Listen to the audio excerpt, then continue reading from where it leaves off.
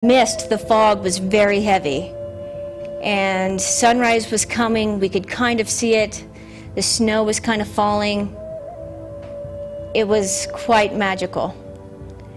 And as Grandfather Timmy stood and he ushered in the sunrise prayer and witnessed the 4 directions, our ancestors, Mother Earth, the mist cleared right on top of the mountains. Right on the brim of the mountains came this shining silver, and out came that sunshine. And I don't think there was one of us there that wasn't touched beyond words at that moment. Something truly magical happened. For those of us who can see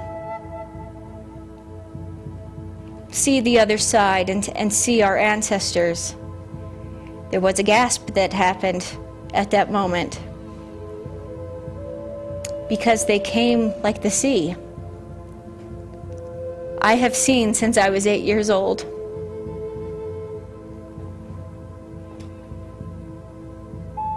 And I have never seen anything like it. It was the most glorious, beautiful, and beloved thing I have ever seen. Our ancestors came in waves. They brought their children and their elderly, and it was glorious. It was a magnificent day in which we took one large crystal and many, many others offered at that time into the sacred circle that we made. Each of us gathering stones to make the circle. Each one of us set our prayers down in those stones, and we said prayers to the 4 directions and to our ancestors, and we asked forgiveness to our planet.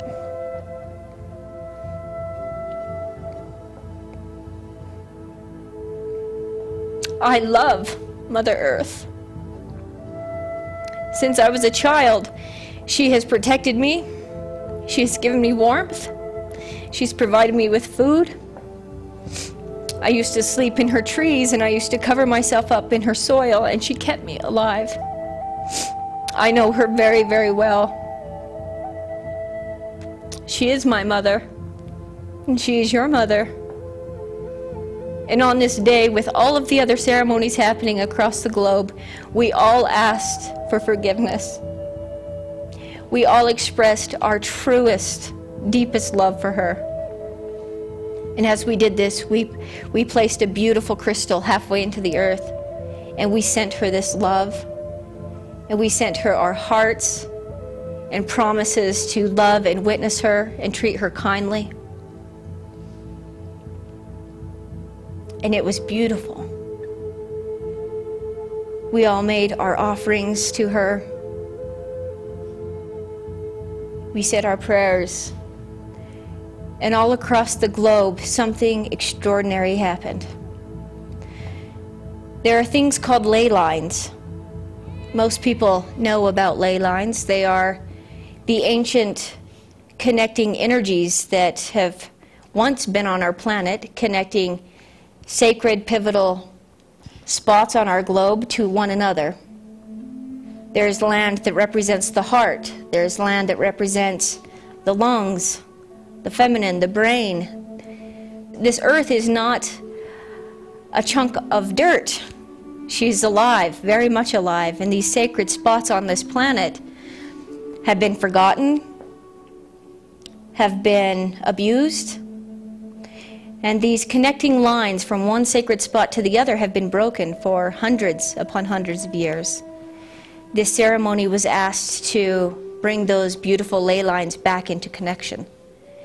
And so as my ceremony placed our beautiful crystal in the earth, and Beijing placed theirs in, and Australia placed theirs in, and Austria, and the Yellow Emperor's Palace, and all across this globe, Arizona, of course, the different Native American nations placed theirs in, and we all prayed to our mother. And we all prayed for the heavens to open and for a glorious energy to come down and help us, to help build these ley lines again. Something truly blessed happened. like I said before, I have seen different things since I was 8 years old. But many, many, many people that were at the ceremony saw things for the very first time at this moment. December 12th of last year, I saw the first very strange pillar of light coming out of the sky, and I had no idea what was going on. 3 days later, I got a phone call saying I have to do the ceremony. Still didn't understand what was happening. They got more and more and more as I came to Santa Fe to start doing sessions. There was 2 or 3 more pillars of light. Then there was some over the mountains in Colorado. Still didn't know what was going on. But I tell you now, as we prayed for Mother Earth and the heavens to open, these pillars of light grew into one large pillar. And such an energy as I have never seen before in my life poured down upon us. I have spoken to many of the other shamans and keepers of ceremony, and they witnessed the same exact thing. And I can say with a surety that the ley lines have been reconnected.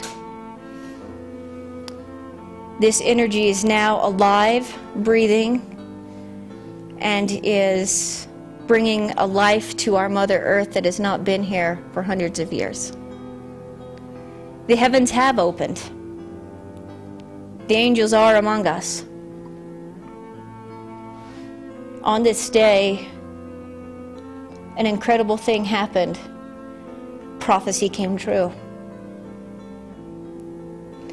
The second day was scary. I was scared. I had been worried about the second day of ceremony for a long time. I didn't know how I was going to do it. Up to the very morning, I think I bawled. I was scared. The second day of ceremony was the healing of the feminine and the masculine. How in the world was I supposed to do this? Although I had been given instruction on how to do it, I didn't know how I was going to do it. Like many on our planet, I too have been wounded by the I hate saying masculine, because I guess the, how would you say that, the joined masculine on our planet. For thousands of years, the masculine energies have ran rampant.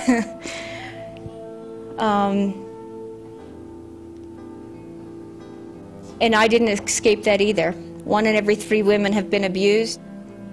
And part of this, the return of the ancestors gathering, was to heal this weak feminine and bring the strong masculine into balance. Even now I have a hard time expressing it, because what happened that day was beyond words. I was terrified, because how was I supposed to hold such a ceremony? How in the world could I help shift these energies when I too had many, many wounds? But the day did arrive, and it arrived with a sea of ancestors around us. This day was extremely, extremely hard. It's not the end of the world, it's just the end of how we live. As I asked the men to form a circle around the sacred altar, I had them join hands. And as I looked at these men, my heart broke for them, because what I was about to ask them to do was terribly, terribly difficult. What was asked of them was to go as deep inside of themselves as possible and feel everything negative that the masculine has done on this planet for thousands of years. I would like to say now that I've never seen such strong men in my life. They were the most beautiful, kind, and tender, loving men. And yet, as they held hands, they suffered beyond words.